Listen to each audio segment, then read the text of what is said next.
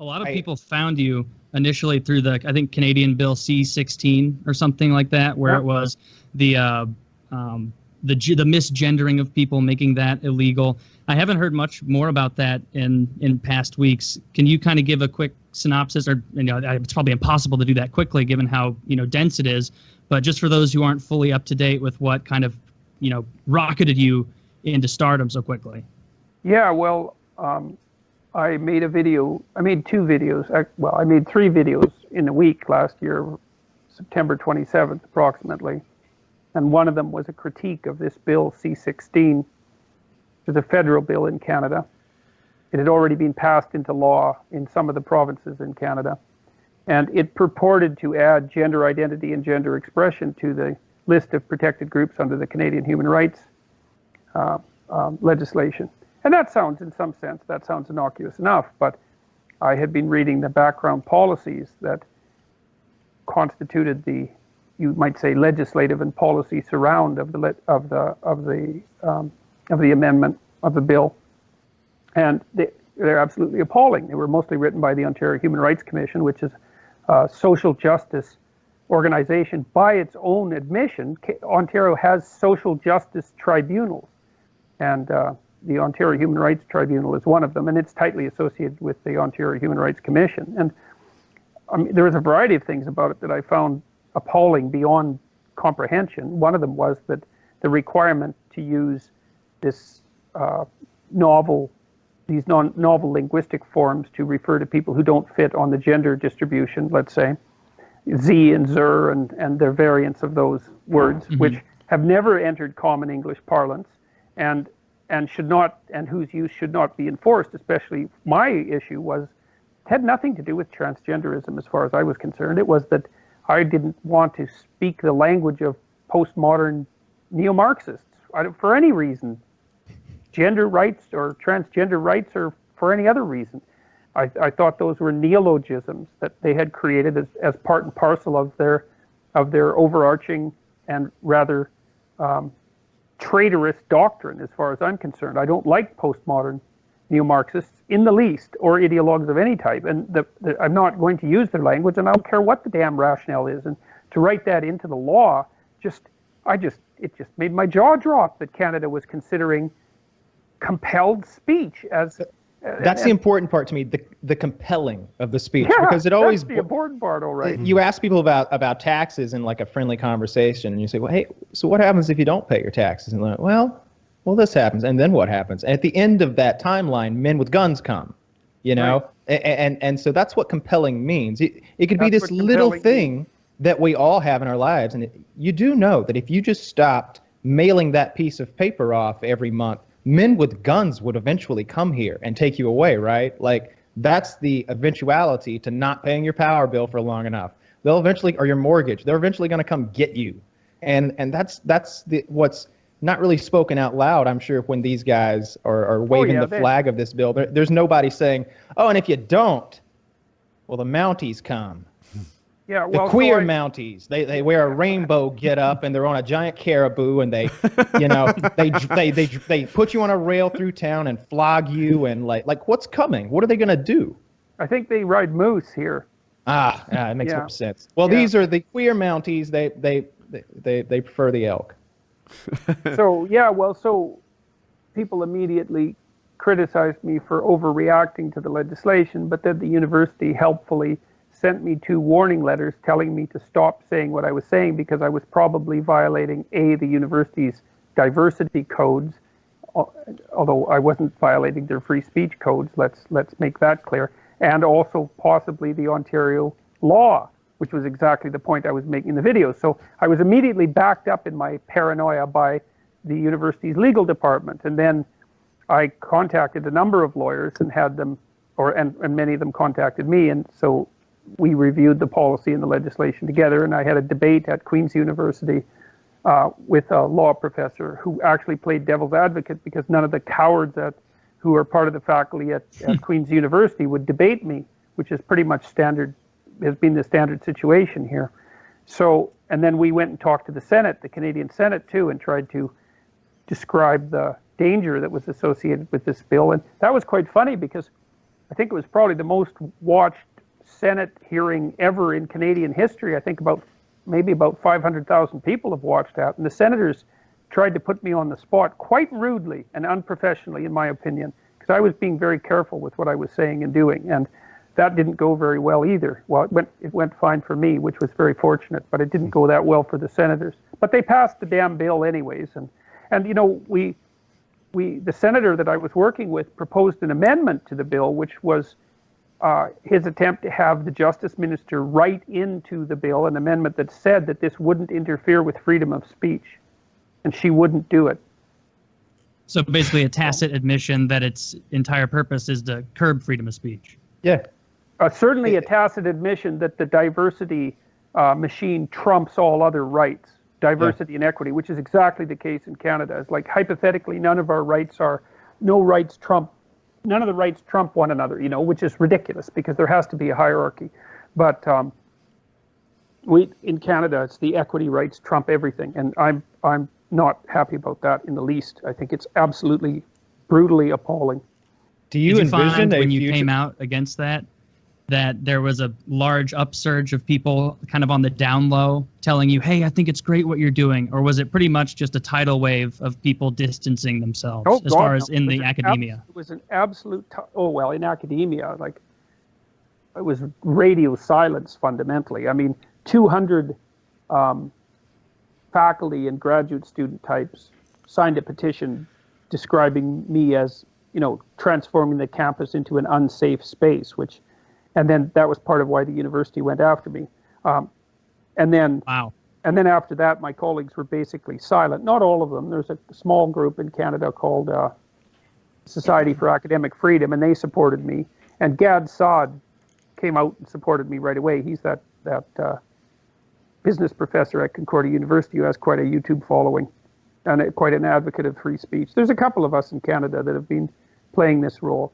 But the public support was absolutely overwhelming. And also the support from the journalists. Like, first of all, the journalists reacted sort of 50-50 split, eh?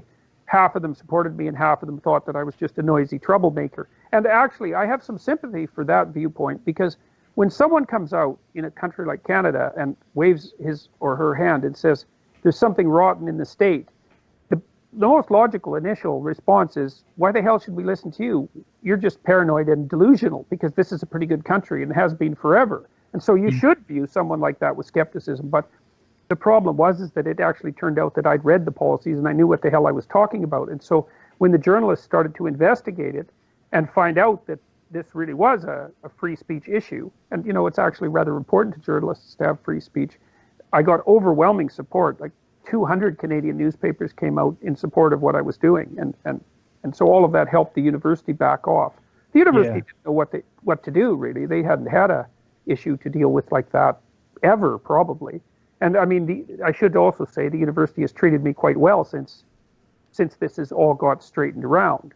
Yeah, it would seem like newspapers and print in general would kind of side with you on this. I'm wondering what is the future of, say, libel laws? Like what if I write a story in my paper about a person and I refer to them in the incorrect gender?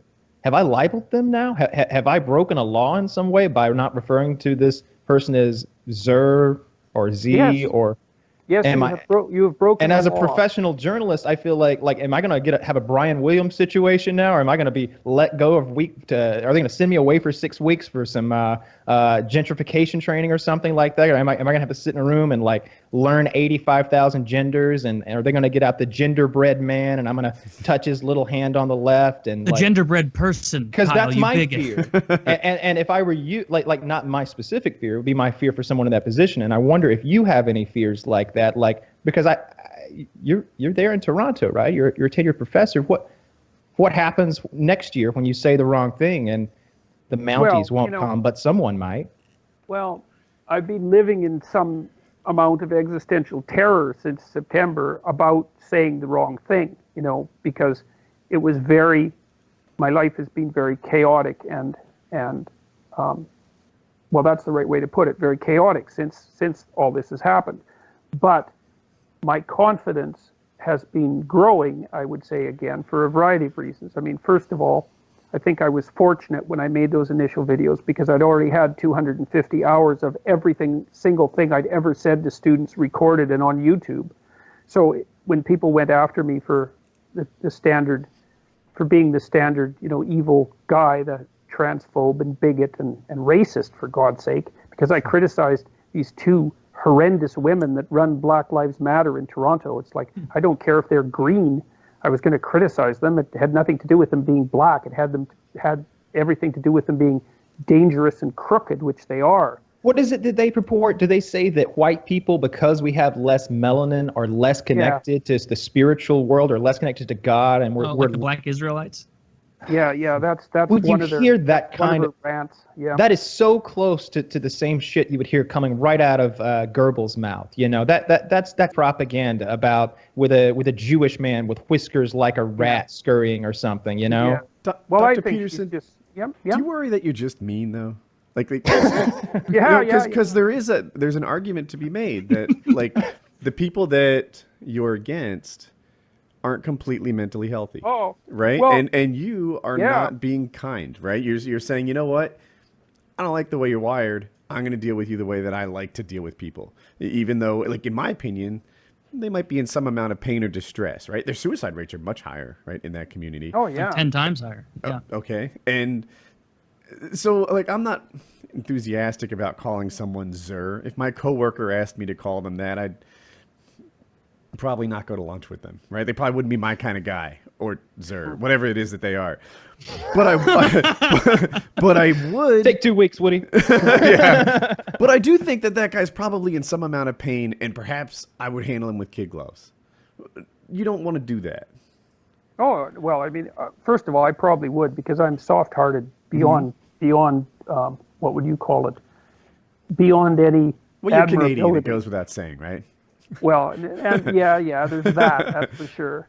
But the thing is, one of the things we want to make, two things. The first is, my colleagues kind of said the same thing. They said, well, we like what you're doing, but couldn't you be nicer about it? And I wasn't really very happy about that, because basically what they were saying was, had we done what you did, we would have done it better. It's like, yeah, go right ahead, man, and try. So if you can do it better, hey, I'm right behind you. So, and I'm not really a big fan of nice.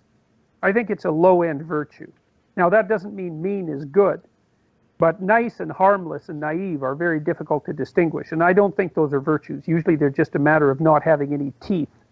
So, but let's speak more specifically about this. So first of all, there's absolutely no reason to assume that the transgender activists speak for transgender people.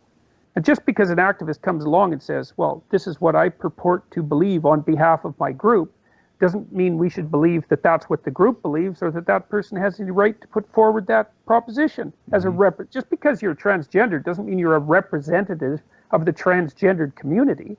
So it's absurd. And I've had, like, literally, I think it's 30, because I've tried to keep count, 30 transgendered people write me, and many more comment on YouTube that they're 100% behind me, and that they are absolutely appalled at the negative attention these crazy activists have brought to bear on this situation. Most of them, first of all, don't want to be referred to by these strange pronouns, which are third person anyways, for crying out loud, so you'd never use them in a first person conversation.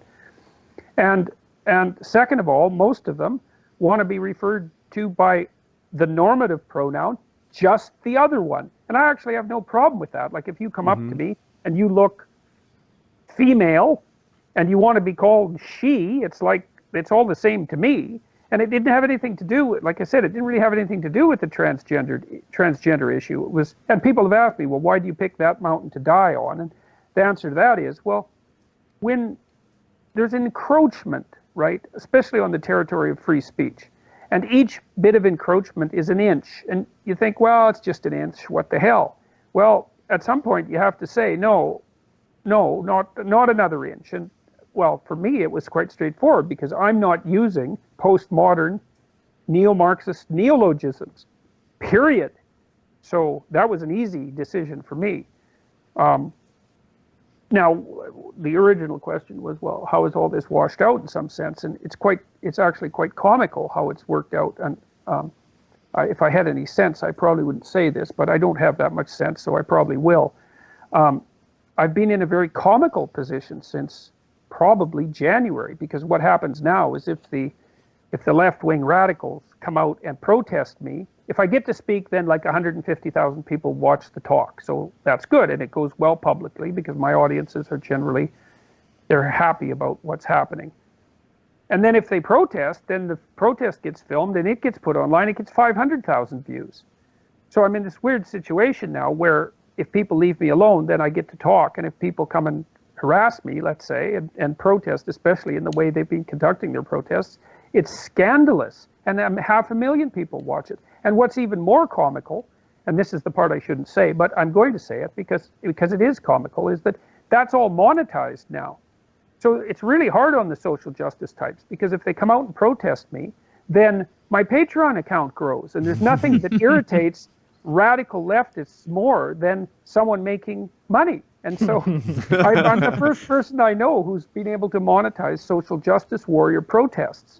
So, which I think is, you ought to think that's pretty damn funny. I think it's very impressive. Milo You have a did it very briefly. successful Patreon over there. I noticed that. There's one thing that I see come up, and whether it's communism or Marxism or this neo-Marxism, it's all about deciding, I think, who deserves what.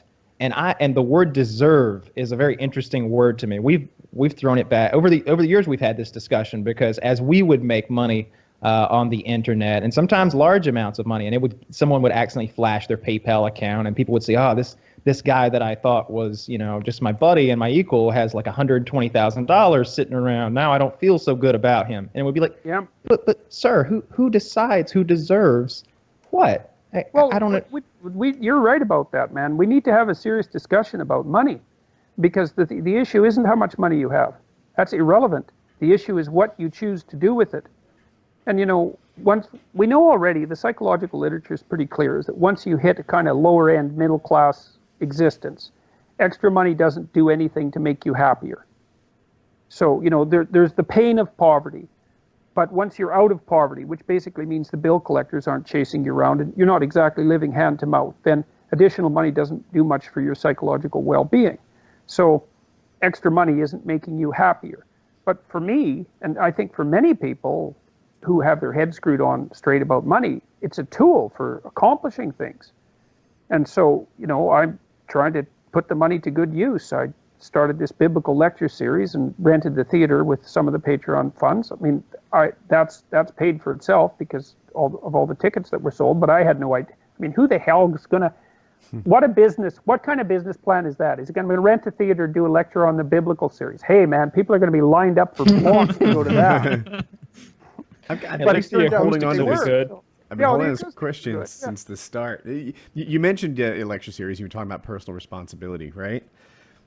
My listeners have heard me talk about Obamacare and personal responsibility for some time now, and I'll lay it out, and I want your opinion on it. Prior to Obamacare, there was no mandate that people carried health insurance. So what people did, mostly poor people and healthy people, like 25-year-old guys, didn't carry insurance. And then when that 25-year-old guy breaks his arm in a skiing accident or whatever it is that they're doing, they go to the hospital, they're in dire straits, they fix it, and they don't pay their bill, right? So now that there's an insurance mandate, it forces people to be responsible. In my head, I feel like if Obama had pitched it that way, as he was selling it to America, like, this isn't some slacker giveaway. This is a bill enforcing personal responsibility, just like we do with driving, for example. And that way, when I go to the hospital with no insurance, I'm not leaning on you three to pay my bill for me or to pay double so that you can pay your bill for people like me. What do you think of that argument? How do you feel about an insurance mandate? Well, I'm temperamentally opposed to such things, I would say, although I'm not claiming for a minute that you're not making a good case. And I would also say the healthcare issue is incredibly complex, because, well, we have a single payer system in Canada, and it actually works not too bad. Like, I lived in the States for a while, and I got to say, I think and this might be true of the States in general compared to Canada, at the high end, nothing beats the care you can get in the U.S. But in the median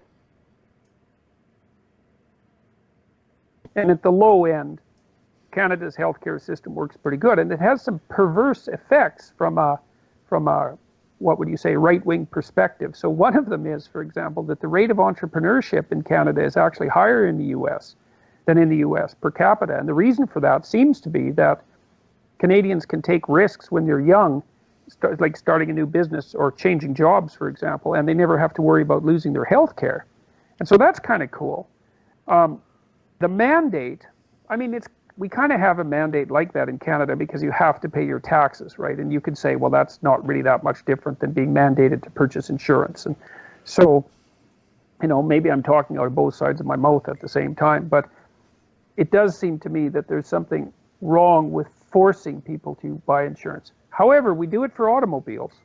Yeah, you mentioned the entrepreneurial thing, and I didn't bring it up because I'm a small sample size, but that happened to me. You don't know me, but I have a special needs son, and I wouldn't have been able to leave the paternalistic cover that my Fortune 500 job gave me and start my own businesses if Obamacare didn't force insurance companies to take children. Right? When you get a children on your plan, it doesn't matter if that kid has, autism, Down syndrome, or a heart condition or whatever, the insurance company will cover that kid. Children get covered. That's an Obamacare thing. Yep. And my businesses did pretty well. It was a good thing for the country to enable entrepreneurs to do their thing. And there's an argument to be made that not locking people into their day jobs is good. Yeah, absolutely. And, I would approach this sort of question often more from a scientific perspective, which is, well, let's make a minor change and then evaluate and see what happens. Because lots of weird things happen. Like it's not obvious that when you put in a social safety net like single-payer healthcare, that the rate of entrepreneurial activity would go up. No one would hypothesize that, right? It's an observed consequence. And I think with these complex systems, especially healthcare, because it's such a morass, you have to make small adjustments and check and see what happens. And I don't think you can rely on ideological solutions to solve the problem. I think the free market is a good solution to most things because it distributes decision making. That's the fundamental issue. And it enables computations to be made about such things as comparative value that would be impossible for any organization to make. But that doesn't necessarily mean that there's a free market solution for every problem. And healthcare seems to be, well, because it's so closely tied in with death, let's say, which seems to not play by the rules. It's not easy to encapsulate that within a single philosophy, perhaps. I didn't think we'd line up on this. I thought we were going to debate. One of the arguments that my listeners have heard before is syphilis, right? Syphilis is a disease. It'll eventually it'll make you go crazy, and then you die, right? It's a painful death that involves going psycho and then, of course, expiring. The cure for syphilis is a 50-cent penicillin pill, right? That's how you cure it. But somebody with it will pay everything. They'll mortgage their house. They'll sell their house. They'll go into poverty, right? If I'm a drug company and I have an EpiPen, I can raise that price to anything I want, right? Because only if you're the only provider of the EpiPen. You're right. But then you get into the whole, you have to issue patents because otherwise there's no incentive for people to break new ground. And it's complicated. But I would argue I really only have two examples where I don't like capitalism. I'm a pretty big fan of capitalism. Now, one is healthcare. Because like you said, death doesn't really follow the normal rules of supply and demand. You get desperate people making desperate decisions. And the other one is security. I feel like if whatever, your subdivision looks for the cheapest security, then you might not get what you're looking for. I feel like policing is a good government task. Do you know what? When I think about the healthcare thing and the money that gets paid into it, the biggest thing that bothers me about being mandated is that I know where the money that I'm paying in is going. It's going to people much older and in much more need than I am. And while that's a very altruistic thing to have, I suppose you could take that mindset. I tend to take the mindset that I kind of wish that there was an age group that was 25 to 35, and all of us guys who were within there were paying into one pot. And that was our pot of money. And that money was not just sitting on a shelf somewhere, but accruing interest or maybe in the market. Maybe you get to decide where your money sits. And when you need that money can pull out and you can have like an insurance saving account that was in a way government mandated. I don't know if that's a crazy idea, but it would make me feel so much better than just paying money in and just seeing it go away. Well, just so you know, that's definitely a thing. It's HSA. It's called a health savings account. and you put into it tax deferred, just like or maybe tax free, just like a retirement account, and then that can grow and grow and grow. And maybe you put in so much and you're so healthy through your 20s that you're just funded, and I feel like those should be mandated. Like I feel like that is such a better answer than what we currently have, because the big complaint you'll hear from the far right is like, and they'll use some dirty language. There's certain they don't want to pay for those people's health care. I don't mind the way they do it. It's a choice, and I like choice. And it's, you can do an HSA if that's your thing. You could do insurance if that's your thing. Because there's a risk period there, right? Maybe you start contributing to your health savings account when you're 22. You get hurt when you're 25, and there's only $6,000 in there. Yeah. That hardly handles also, an ingrown toenail in the ER, right? For many men in that age, I feel like it's against our very genetic code to do that. They're saying, whoa, slow down with all that adventuring and entrepreneuring. Let's get a safety net under you first. And that's not what we're supposed to be doing. We're like, no, I want to swing on 2 vines and then jump down on that beast because I know I can kill it with 1 whack and the whole village is going to eat because that's what's in my genes. But it's modern days. So you got to take a step back, get that safety net under you. Yeah, and a lot of people in their 20s and stuff say, "Hey, I'm healthy. Why am I paying for this insurance?" And it's like, you're healthy now, right?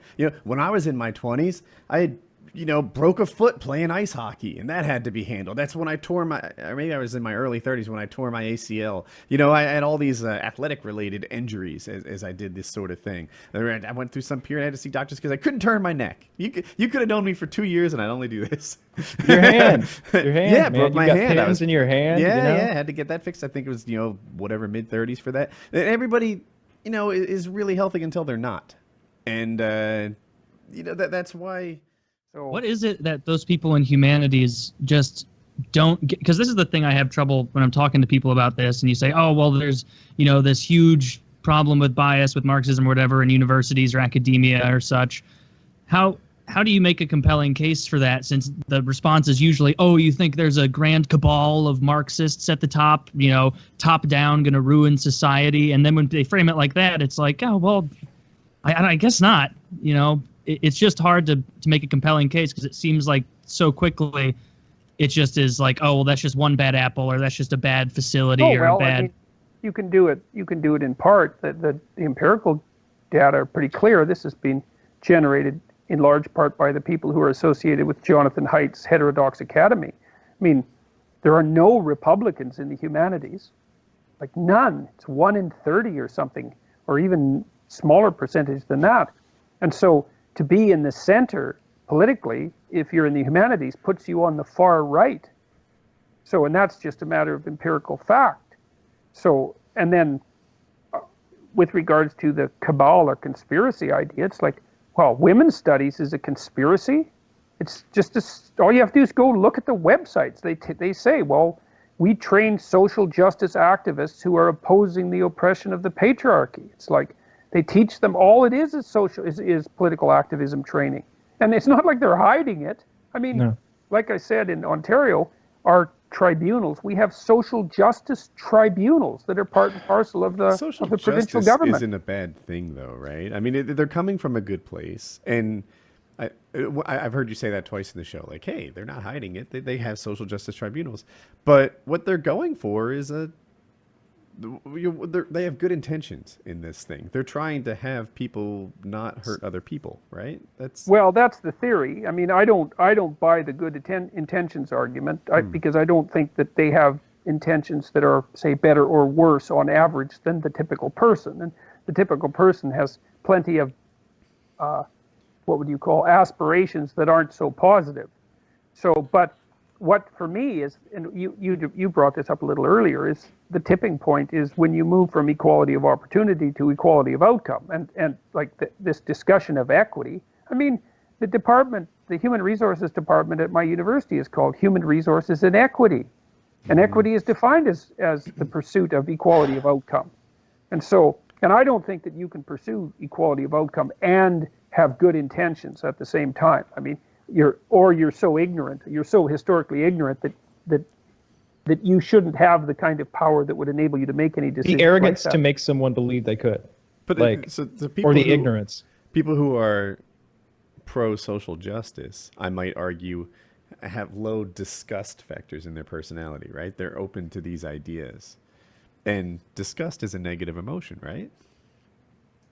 Well, I mean, that's one of the dangers of radicalism on the right.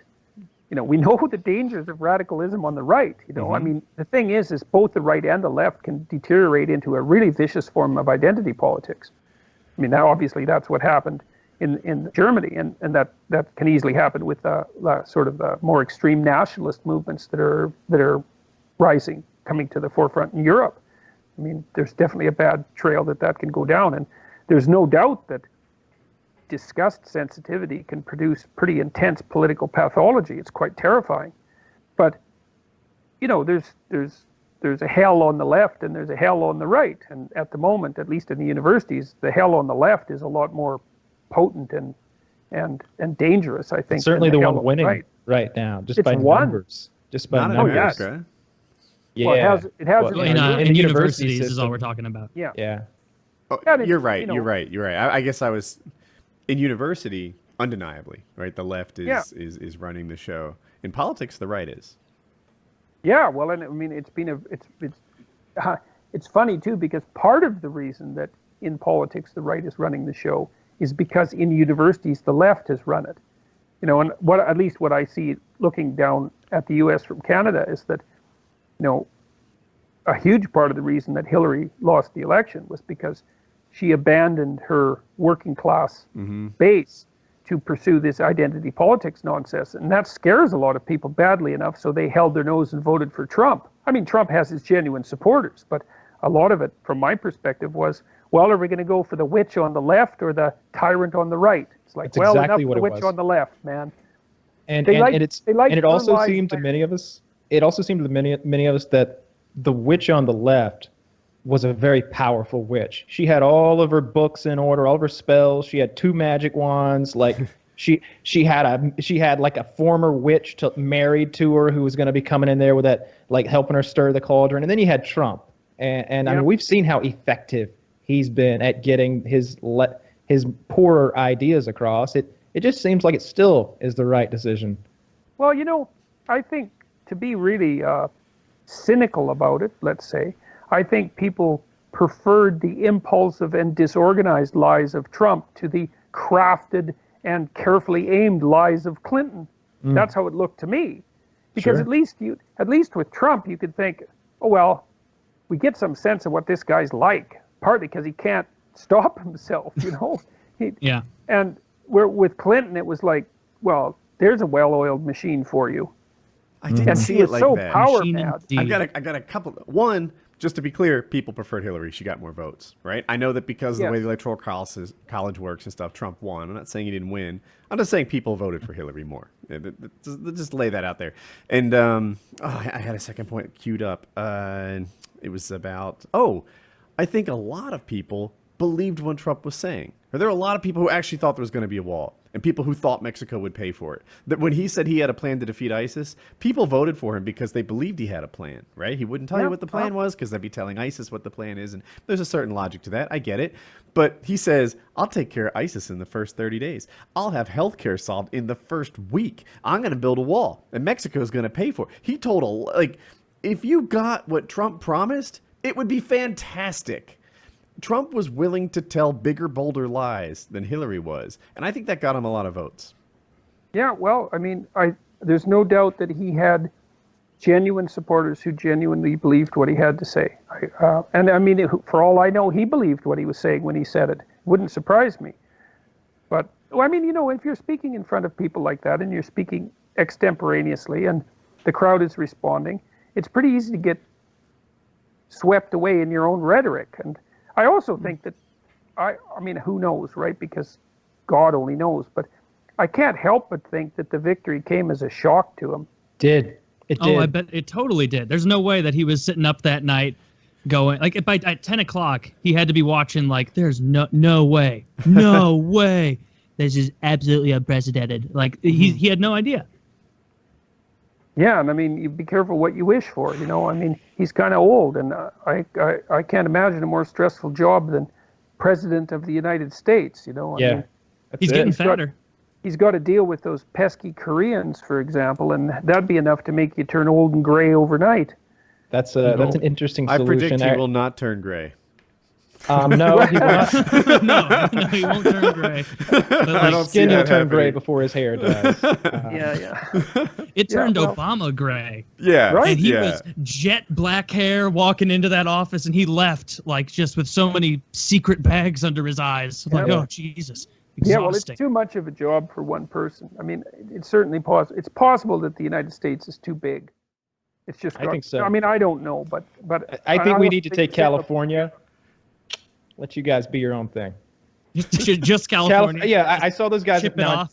down in Texas. There's always a vocal group who wants secession from the Union. You know, Texas has its own power grid. For those who don't know, they're in Still the the U.S. Republic of Texas. It's the Republic of Texas. They could secede if they wanted. There's 3 power grids in the United States: East Coast, West Coast, and Texas.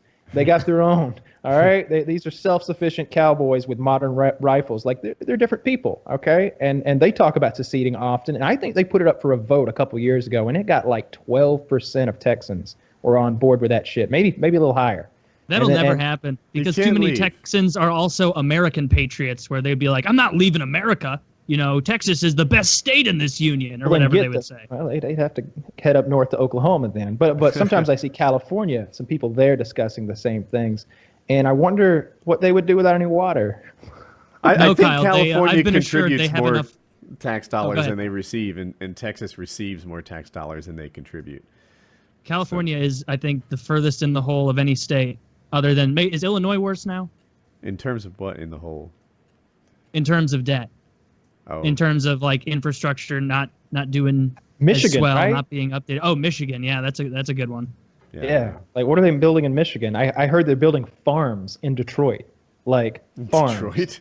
Yeah. Snow beats. Yeah, sure. I'm not even kidding. Like where like a block of buildings has been demolished, and they're like, let's plant some wheat here or some whatever they're planting in Detroit.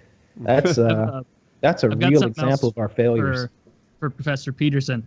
I was watching, like, because of how much you've exploded and how many people you've influenced at this point, and you've made so many points on so many different topics. Is there one or maybe a couple things that people consistently misconstrue about your point of view or your message that's aggravating, and it's not a good representation of what you're trying to put out there?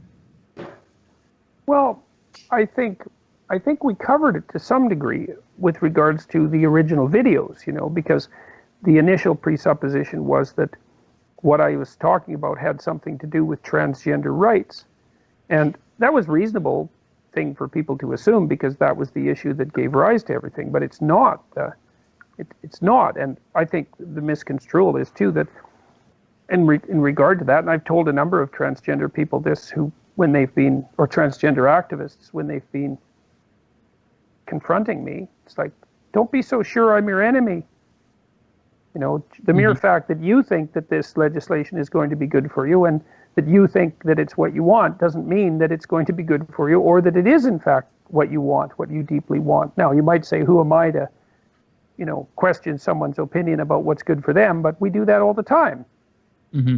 And I especially do that with younger people. It's like when I face the typical 18-year-old, my general attitude is, I really like teaching young people. I think it's a privilege, and I think it's great that, youth is full of potential, but an 18-year-old doesn't know a damn thing about anything. And I'm not going to pretend that I think differently, I mean, if they knew enough to make the most profound decisions about the nature of the state and reality, then what the hell are they going to learn for the rest of their lives? My daughter's 18, and you are right. Yeah, well, what I think about 18-year-olds is that 6 years before they were 12. On a side note, lately people have been posting pictures of me like from 4 years ago or whatever, like just side by side, like, hey, look how Woody's aged. Yeah. 6 years ago you were 12. Look at how you aged. We've all aged. You look different too. You're just lucky that you're in the part of aging where people don't consider it bad. No, I would say, in broader response to your question, is that mostly I've been absolutely overwhelmed at how positive the response has been to what I've been doing. It's absolutely beyond belief. And I mean that literally. When I wake up in the morning, and every time I think about my life during the day, it's not like it's my life. I can't believe it. I don't know what to make of it. And, you know, the comments on YouTube run about 50-1 positive to negative. And the other thing that's interesting about the YouTube comments is most of them are intelligent. You know, I mean, YouTube isn't the place you go for intelligent comments, you know. No, it is not. And it's a cesspool, the comments on YouTube videos. But that's, you know, I prune ones that are particularly egregious in one form or another, although not very many of them. Like if they're extremely laden with cursing, for example, I think that's not really a productive contribution to the discussion. And my general rule of thumb for purging a comment is that if it annoys the hell out of me and I don't want to feel that way every time I go to that video, I remove it. And I probably don't take out more than about 1 in 100. But I'm overwhelmed by how positive the response has been. And that's especially true in the live discussions that I've had, and it's really something to talk to an audience full of mostly young guys, because that's mostly who comes and listens. And they're not all that young. They're like, my demographic is 25 to 34 on YouTube, something like that. But it's so interesting to talk to young men about responsibility and purpose, and to see them respond with nothing but enthusiasm and like they're rapt and enthusiastic. And I think, that's just, you couldn't possibly ask for a better response than that. So a typical assessment of millennials is, you know, they're entitled, they have this, you know, participation trophies, et cetera, et cetera. That doesn't sound like your opinion. Well, you know, ex-hippies should not be lecturing young people about being entitled. Jesus, I don't think you could have possibly invented a more entitled generation than the people who grew up in the 60s. You know, I mean, yeah, the civil rights movement, but a small proportion of people participated in that, you know, and so they didn't call them the me generation for nothing.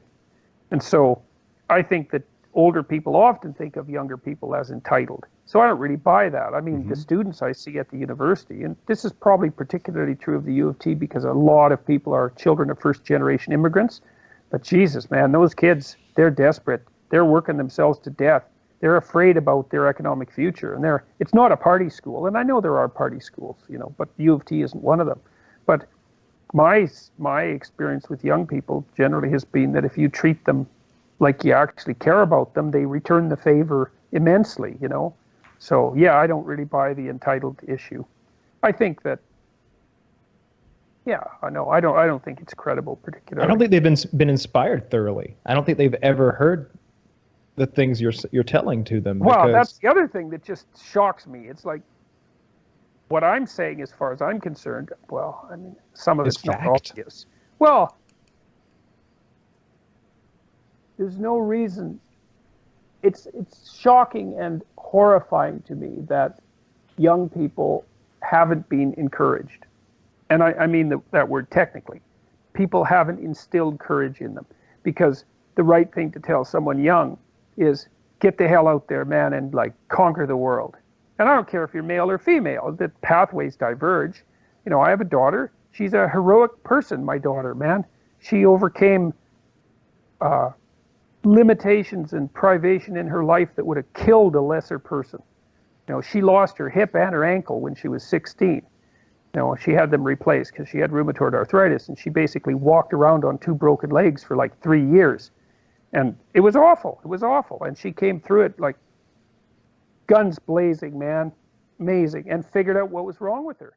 And I guess like your room, as you age or have different priorities and evolve in what you're trying to achieve in life, you may be like, well, I thought my room was clean, but new responsibilities and whatnot have made it that I have to adapt even further. Now, you could say the same thing about the psychological structures that you inhabit. You know, it's like something can be good one week and then outdated the next. Now, the other thing that means is that you have to get rid of things. You have to sacrifice the things that you've been clinging to that are now in your way. And you see that this failure to have that happen often take people over as they get older, and their houses get more and more cluttered. And they're cluttered with decisions that haven't been made and sacrifices that haven't been undertaken. It's very easy to have that happen, but it's not good, and it ages you. Obviously, it helped. Like different things impact different people. Like some people might be drug addicts, or have an anxiety disorder. Who knows? Is there like a big one you feel like an umbrella that kind of encompasses everyone? That like maybe procrastination or something like that. Avoidance, yeah, and that manifests itself in part as procrastination. It manifests sometimes as well in a proclivity just to not look. You'll see, like if you walk into your room and you pay careful attention, you will see that there are parts of it that you don't want to look at. Those are the parts you should look at. So you'll be comfortable looking at some places and uncomfortable looking at others, and that's because you haven't looked at those places enough. And it's the places that you're uncomfortable looking that you should attend to. That's another part of Jungian psychoanalytic doctrine, essentially, which is the thing that you want most will be found where you least want to look. That's so unbelievably true.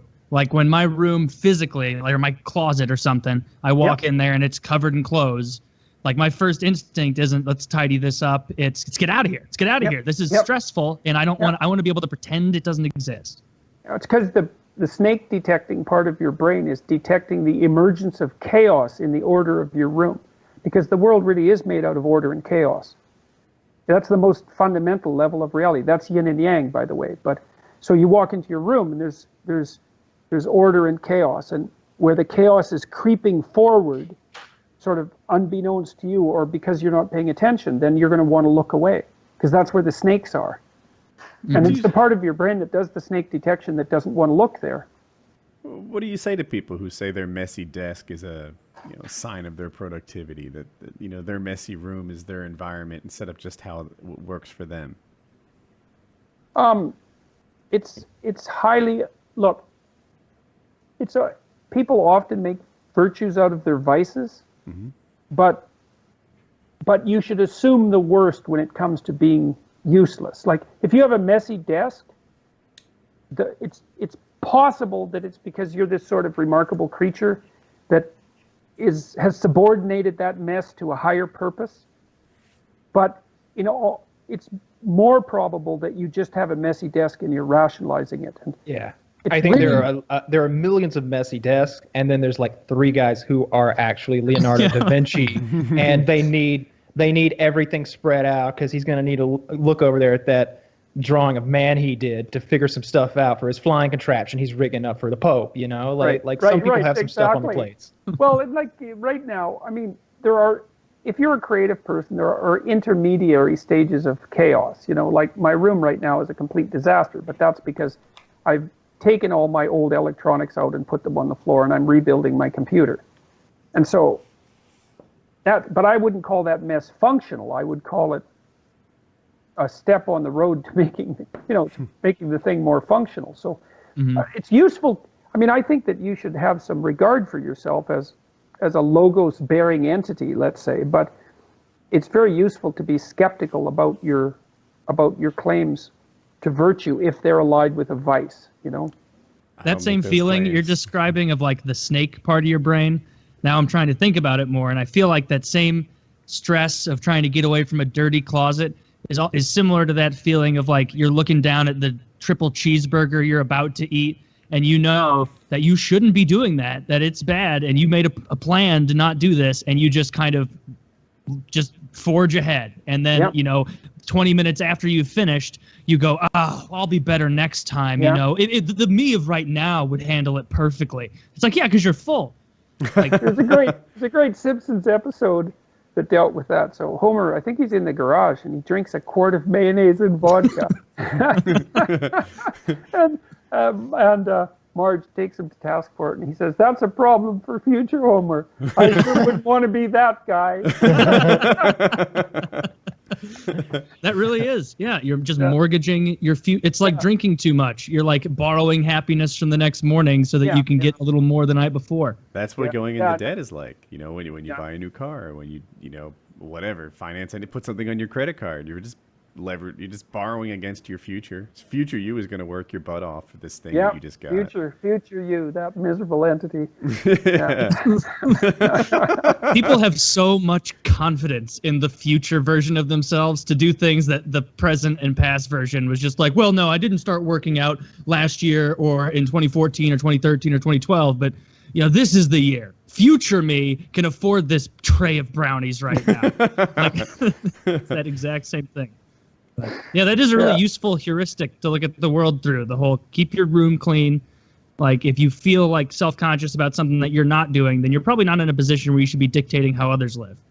Yeah, well, to go back to that prison story, because you guys asked me about when I started to become careful with language, and that was about the time that I had undergone those experiences, and part of that was to see if I could tie that together properly. I realized that there was a lot of things I didn't know about myself. And at the same time, I realized that a lot of what I was saying wasn't true. I didn't believe it, or I didn't have the right to say it. Because sometimes you can learn things, that you can parrot, but you don't have the right to say them because you're parroting them. And I became quite aware of a split in myself at that point that was in some way initiated by this experience that I had out at the prison.